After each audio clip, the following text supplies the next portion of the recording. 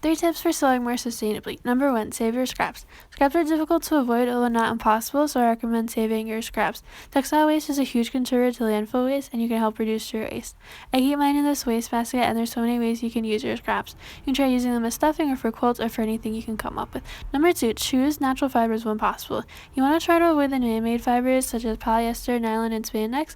Not only are these made out of unsustainable plastic, but they're generally a lower quality. Of course, this won't always be possible because some garments really benefit from being made out of these fibers, particularly athletic wear such as this mesh top and these leggings, and a lot of technical fabrics are made from man-made fibers. But when you're able to and it fits the project you're making, you can aim for natural materials such as cotton, linen, hemp, and animal fibers like wool and silk. I know these get expensive and won't be accessible to everyone, especially if you're just starting out, so if you have to use man-made materials, no judgment, do what you gotta do.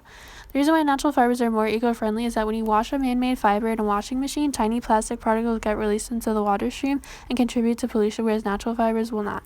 And finally, although natural materials might hurt your wallet now, you have the potential to create a gorgeous, long-lasting garment that could be a vintage gem somewhere down the line. Number 3, repurpose old bed sheets.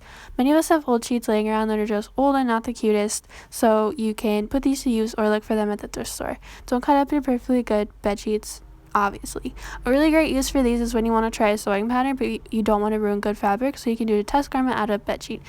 Leave me a comment if this was helpful. Bye!